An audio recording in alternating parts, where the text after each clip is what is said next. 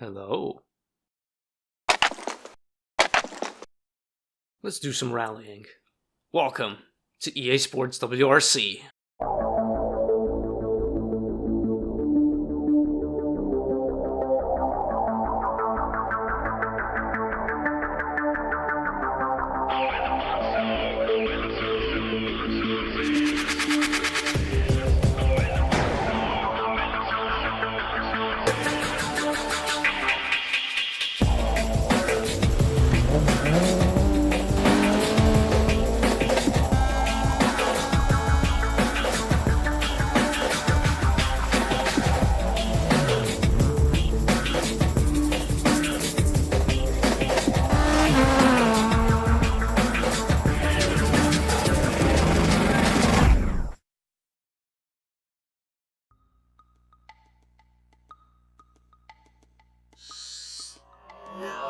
But now you might be wondering, Moskin, what is going on here?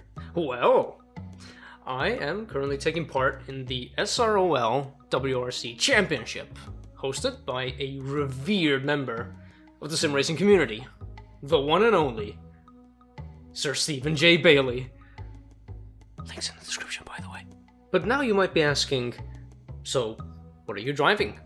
What would be your selection of motorized wonder? Wow, you're tall.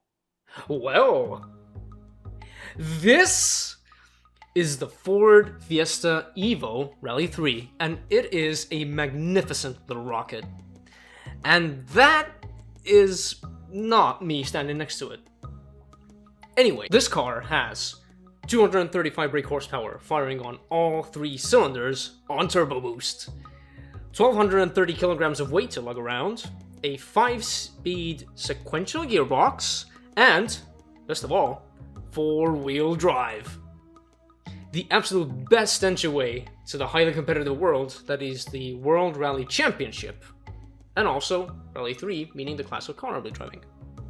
More on that in a bit. To explain exactly what is going on, the whole championship, named as SROL WRC 2025, consists of 14 rallies, each with their respective number of stages to compete in, different terrain and surfaces to tackle, different speeds to handle, with each competitor competing against competitors in their respective competitor classes. The competitor with the lowest overall time wins. Let's talk about driver groups. The drivers themselves are separated into groups as follows.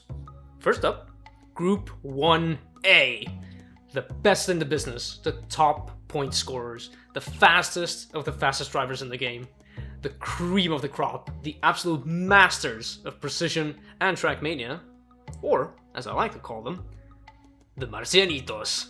Fuck you, alien! Suck my dick! Anyway, these people basically know these stages and cars absolutely inside out. Next, Group 1B. These people are half a step down from the aliens, but still some absolute trailblazers in the scene, pretty much always finishing in the high points. Next up, Group 2. These people are plenty fast and finish in the points most of the time. Still some very much capable drivers, just not quite to the level of Group 1A and 1B. Then comes Group 3. These drivers can score some points, and a lot of the time they do, but aren't necessarily setting the world alight. And finally, Group 4. The casuals, the beginners, the lesser skilled, the ones that end up having the most fun, perhaps, and usually the most amount of crashes. But it's for the crowd, right? As for the cars, there are 3 car classes to choose from, starting with Rally 1. Fastest class of car, boasting some sick aerodynamics and top hybrid power. If you want to be fast in these cars, your reflexes also have to be able to catch up. After that comes Rally 2. The most common class of cars in the WRC, boasting some really good power without the hybrid, sporting a fair bit of aero, and produces some absolutely amazing competition. And finally, Rally 3. Also known as the junior class. Fairly low power, few modifications here and there, but still pack a punch in a very compact package. I should also mention that only Group 3 and Group 4 drivers are allowed to select the Rally 3 class. You might want to keep that in mind for future reference. As of writing this script, there are currently just over 200 registered competitors in the championship, spanning all 3 classes of cars, each putting their skills to the test for a chance to win internet points and bragging rights. And also championship points and ultimately win their respective class and group, obviously. And yours truly is currently placed into Group 3, driving a Rally 3 car, after a certain championship with a certain car went less than ideal. Anyway, let's not get bogged down with who flipped the French pog over the most. Instead, let's talk about the first rally in line. Rally Monte Carlo.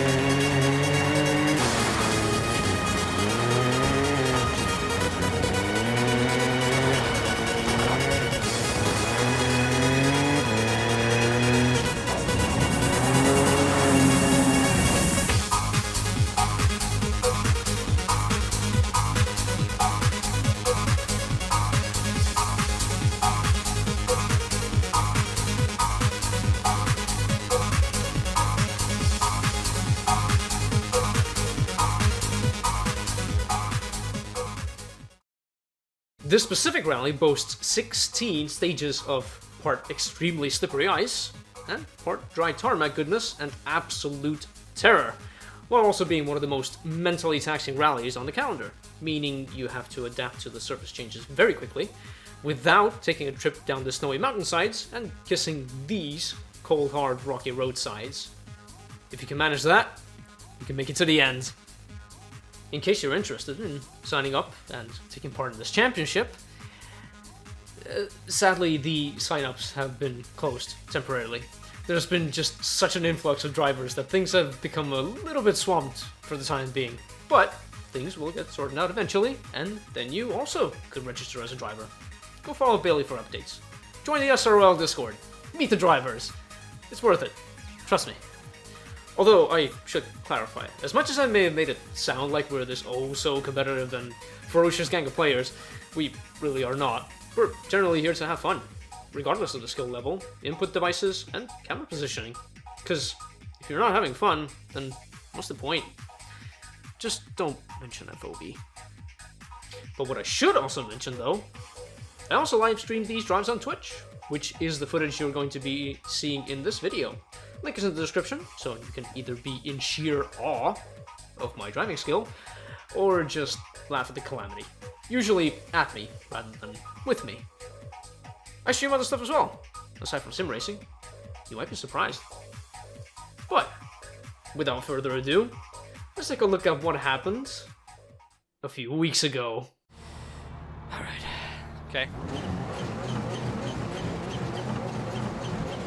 5, 4. Nothing is gonna break, I know that. 2, 1, go. Alright then. Well, here comes the first stage, coming off of a single run of the shakedown, just to kind of get some sort of baseline setup going.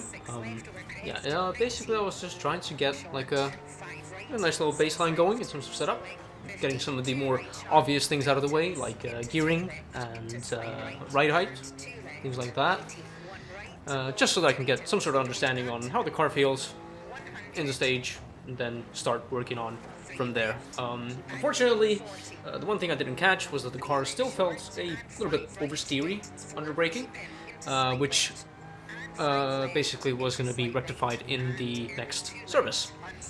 But now, heading into the stage, I was basically trying to learn, consistency, or rather practice, proper consistency. Not push too hard, just, keeping a steady rhythm, keeping your head down, doing a steady rally, basically. Now, here comes a bit of a moment right here. 100. from this impact, I thought, alright, or at least my first thought was that, okay, this is probably where the whole rally is now gonna pretty much just unravel.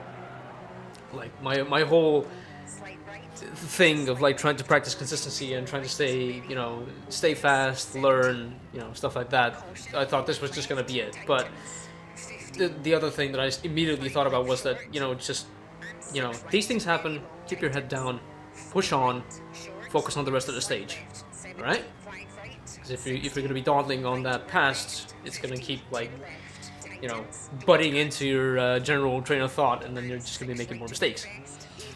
Speaking of more mistakes, well, this wasn't much of a mistake. This wasn't much of a mistake, just more of a wake-up call that happened with the car here.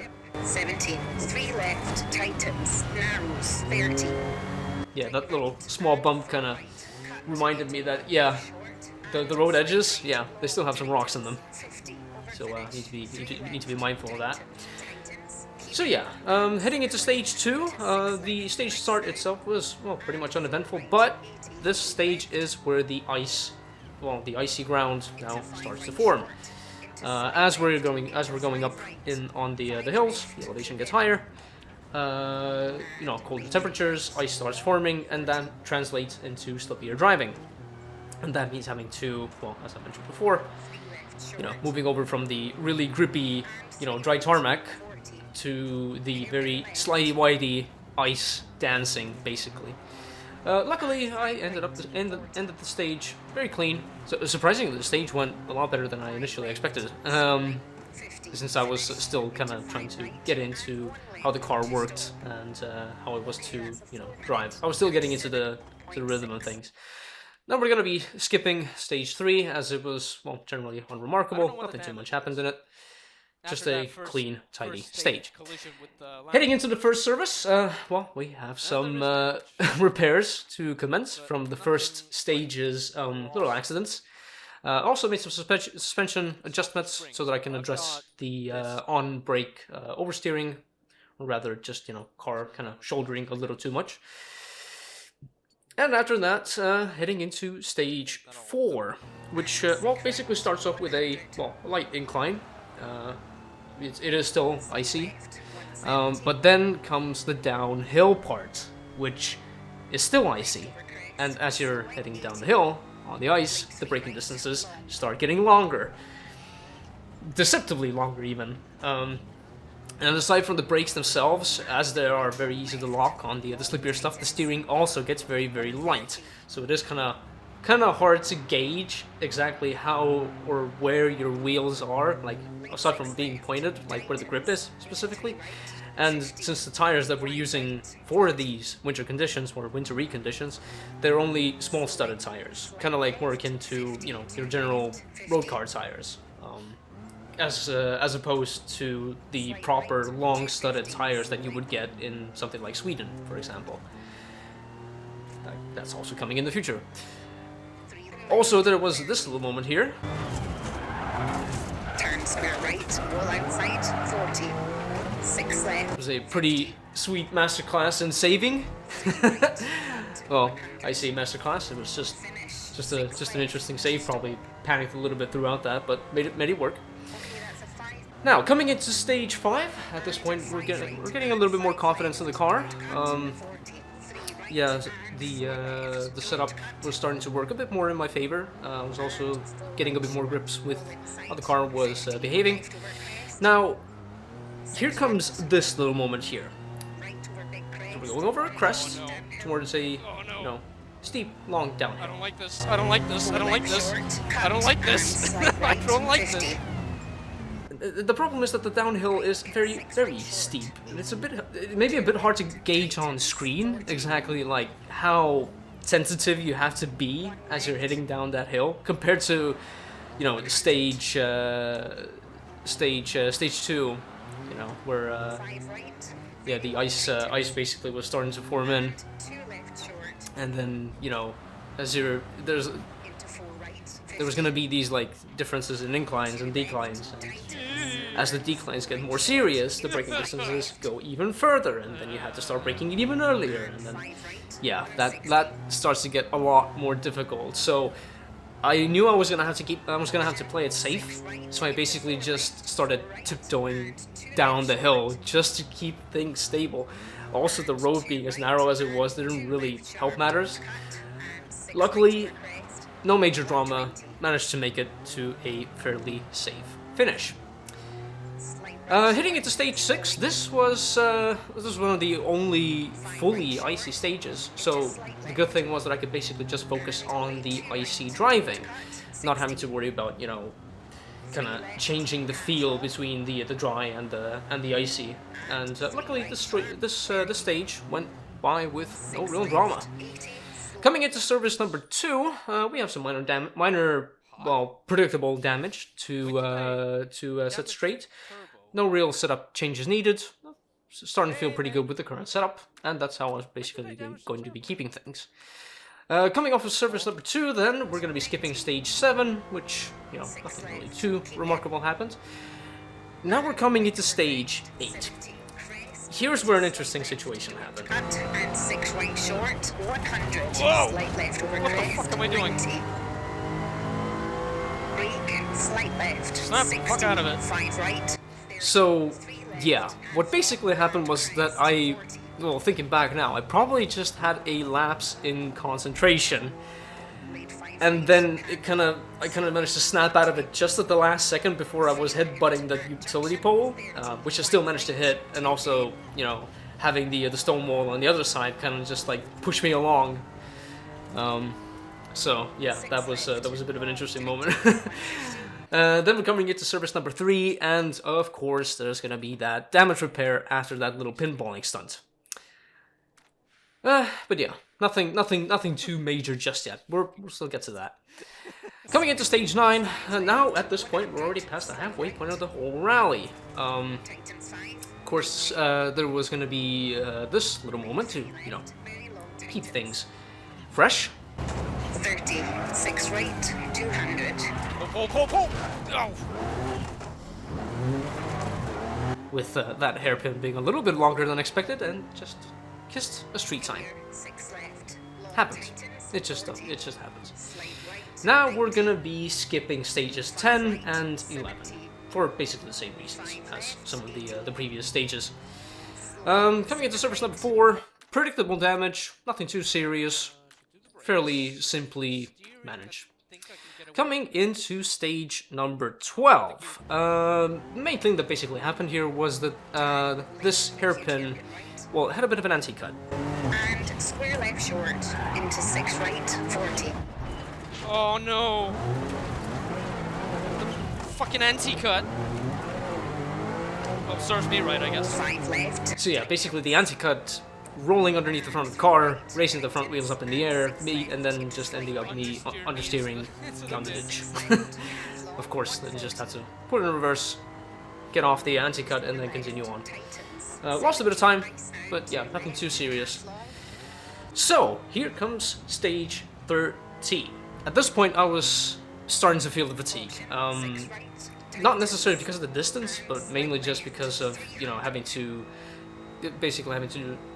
hop in between driving modes, as you will, like between the dry and the icy. Unfortunately, because of that fatigue that I was feeling, I then managed to pull this. 5 left, don't cut. Whoops. Yeah, kind of a stage 9 incident repeat. And then further onwards, this happened. 60, slowing, 6 right. Case in fucking point. So, yeah, another street sign too. Not necessarily even kiss, that was more like a full-blown punch. And yeah, coming into the final service, predictably, this was probably the most amount of damage I managed to accrue in between stages in this rally. So, yeah, unfortunately I couldn't quite manage to fix everything. So, heading into the final stage, I still had to nurse a light clutch damage. Stage 14, basically another reminder of what can happen. Here's a small spin out. 90,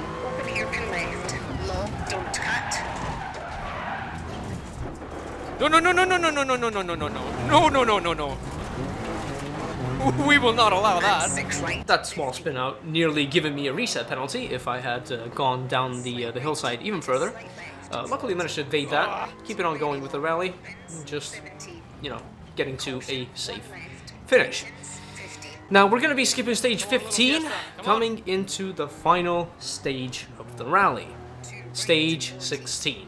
This was basically the final push. I had 15 stages to get accustomed to the car, here in Monte Carlo, and it basically all came together here. So it was basically now or never. Now, in the back of my mind, I knew what sort of position I was in. And, you know, given the circumstances, I knew I had to make it a clean finish. I couldn't push too hard. I was already fairly comfortable with the car. Well, minus some of the previous mistakes that have been made. But, you know, the main thing is that in order to finish first, you have to finish. Come on, come on, come on! Yes! 49.8. And also cue the celebratory donuts for the survival.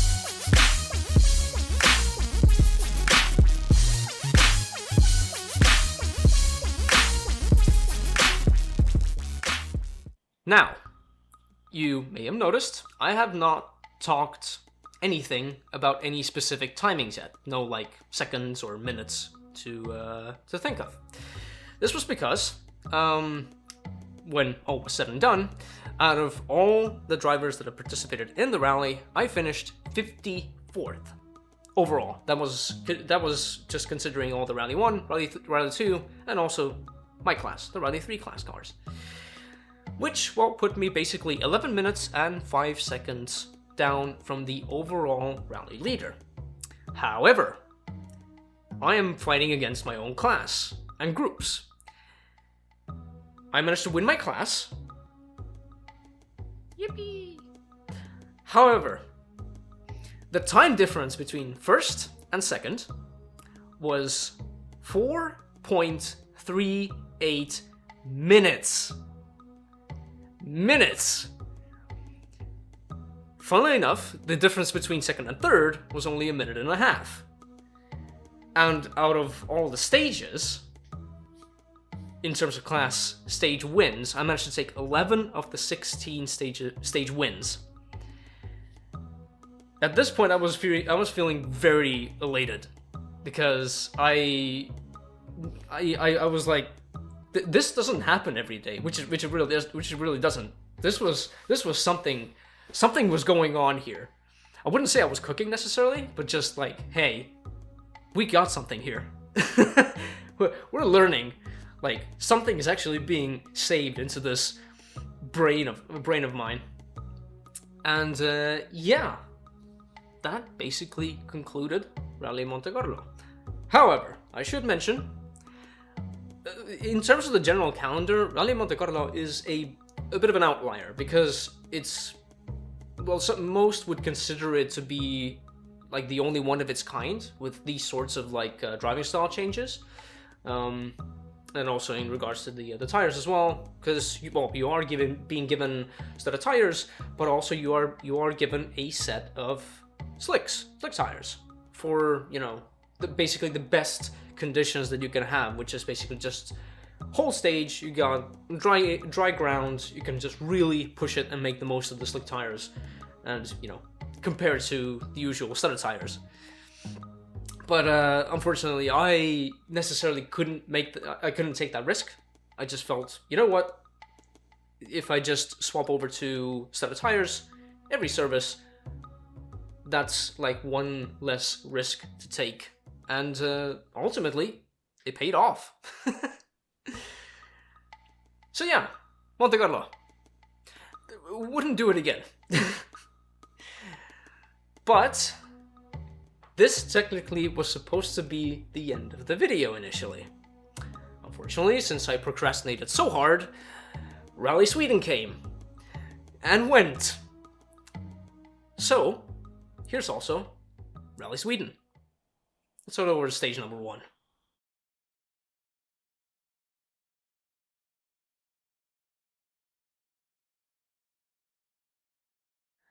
Boom! Rally Sweden. 14 stages and 100% snow. No B-roll for you this time. Right, coming off the Monte Carlo victory into, well, pretty much normality now. What's the worst that can happen? It's already kicking off, isn't it? And 3 left, 40. 3 right short. Immediately beaching it on the first corner. Yeah.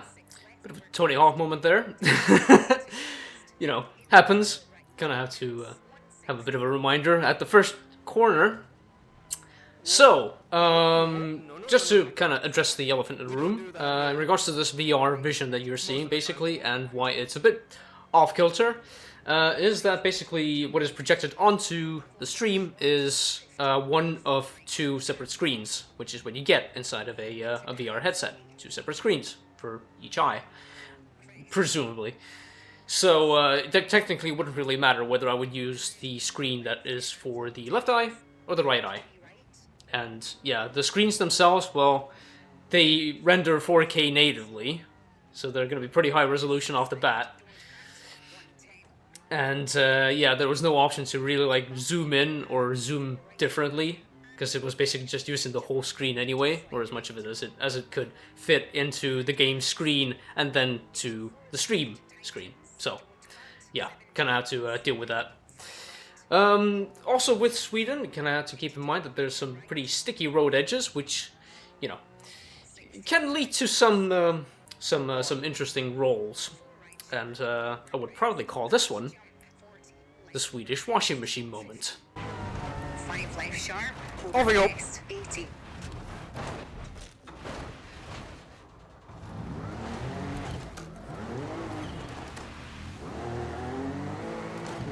I guess we're going back to normality. So yeah, that little rollover ending up with my car, well, seemingly having LMAO'd a little bit too hard. Oh, that's a very naked car. Yeah. Anyway, stage number 2. Well, nothing really remarkable about stage 2, other than me having to find out pretty rudely that I was getting pretty much flashbanged at the start of every stage. Starts long crest, 60. Good luck. Is it necessary to just like flashbang me every time I'm being set in the car? So yeah, that quick flick of the screen, kind of like putting the camera elsewhere and then bringing it back inside the car. Inside the headset itself, it kind of just like flashes you, like really brightly. And it would get me pretty much every single stage start. Do you mean? So that's something I had to deal with. Anyway, stage number 3. This is basically just the reverse layout of the previous 2 stages put together. Coming off of this crest, I nearly had a bit of a roly-poly here. Over jump, 130. Whoa! Meant to do that. Anyway, service number 1. So there's gonna be some predictable damage from the stage 1. I couldn't quite fix absolutely everything with the allotted time frame, so I basically just had to nurse a bit of gearbox and headlight damage. Nothing too serious. I was also supposed to do some setup changes, and then I forgot. In terms of the setup stuff, the one thing I kind of wanted to address was the still ambiguous steering, kind of similar to the icy stuff that I got from Monte Carlo. Unfortunately, the starter tires don't dig quite that deep into the snow, at least in this game. So it didn't really matter what sort of setup changes I ended up doing. It would still feel a bit floppy, loosey, a bit ambiguous, as it were. Anyway, coming to stage number 4, well, pretty much the only highlight here was me just absolutely sending it over this big jump. 10. No hesitation. 4 left. Full tilt. crest, Yeet! 40. Oh god. 6 Whoa. left. Half long. Well, that's the radiator misaligned now, probably. Kind of putting the front radiator into italic mode, as it were, considering the angle of approach. We're gonna be skipping stage number 5, as there wasn't really much going on. It was a smooth stage, went pretty well. Coming into stage number 6. Coming into it, there wasn't really much to talk about, except for coming to the end of stage 6. It almost gave me a perfect pattern recognition. Okay, that's a 4-minute 40.4. That's a lot of force.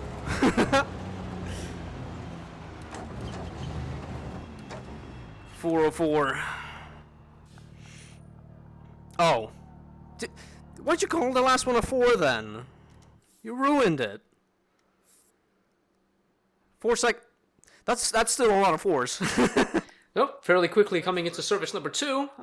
Pretty much minimal damage. Could at least fix some of the carryovers from the first service. Of course. Well, not really of course, but this time I forgot to do any sort of setup changes, but at the same time I was getting a bit more used to the car, so I guess I wasn't really feeling like doing any setup changes because of that. Well, anyway, stage number 7. Almost to the end of stage number 7, actually. Here's me almost getting a murder charge. Titan 3, pass junction, 120. Over finish. Oh, no. To stop. I thought that was the finishing line. Okay, that's a 5-minute 43.3. How the hell did I miss that Marshall? So yeah, that would have been a pretty nasty reset penalty to take. Luckily, kind of just bouncing off of the Marshall car. And not taking much more penalties apart from the obvious. So, stage number 8. Well, we're past the halfway point now. Getting more used to the car, more used to the setting, the snow, and the quirks of the snowy driving. But that wasn't without its little hiccups. 10. Understeer! You're fucking joking me, right? Ah! Just casually puts me on the side. Right.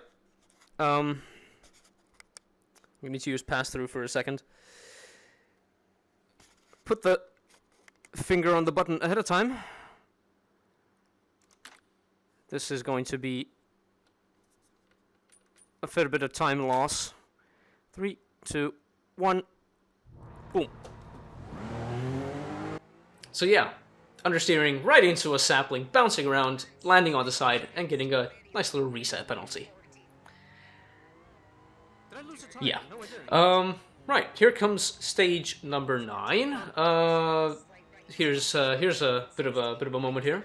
And 6 left short. And 6 right long. No. Treat.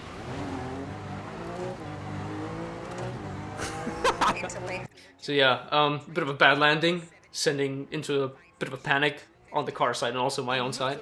And strangely enough, at the stage end, I don't know where, but somewhere I managed to pick up a 5-second penalty. It wasn't a repair penalty. I didn't obviously see any corner cutting, so whatever. It was there. We plowed through. Coming into service number 3. So we got some, well, moderate damage now, so I basically ended up resorting to, well, luckily I could resort to quick fixing pretty much everything.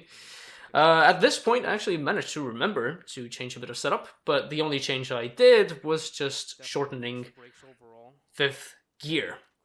Because, well, we were basically away from the really high speed or top speed parts of the stages. Stage number 10. Here's me sending it into the big jump a second time. Right, full tilt again. 4 left. See what happens. Yep. 40. 6 right. Half long. And the rest of the stage was, well, pretty much unremarkable. Clean stage, making it to the end. Stage number 11. We'll skip that. Here's stage number 12. Here's me almost getting a second murder charge. Full jump. 50 crest. Oh. 70. Oh, don't hit the crowd.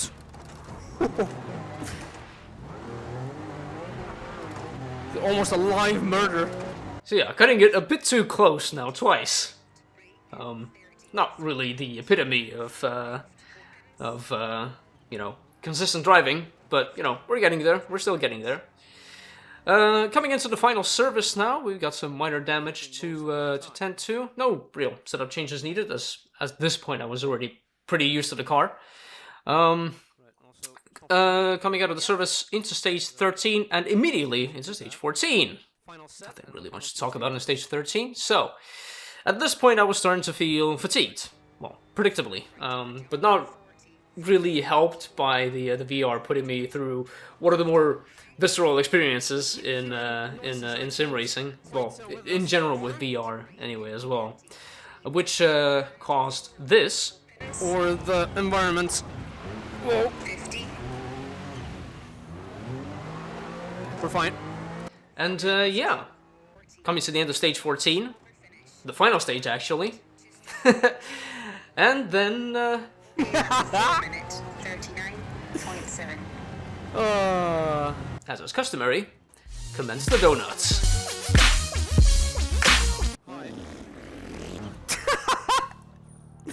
There was more space in Monte to do the donuts, but whoops. Yeah, that was a bit of a failure.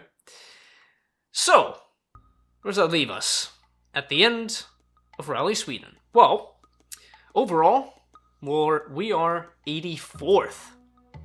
11 minutes and 25 seconds behind from the overall leader. No class win this time, only taking second. Yeah, second in class, second in group. However, the time difference between second and first is just a hair away from 7 seconds. 6.9 seconds to be a bit more exact. It came that close. Actually, at the halfway point, I was still actually in second place, but I was only 13 seconds away. So through all the trials and tribulations, basically, of the whole rally, I ended up basically halving that time. Despite that, I still managed to take 8 out of the 14 stage wins. And now, after Rally Sweden, points-wise, I am currently leading JWRC. So yeah, that concludes now Rally Sweden. And here's a reminder to those already taking part in SROL WRC.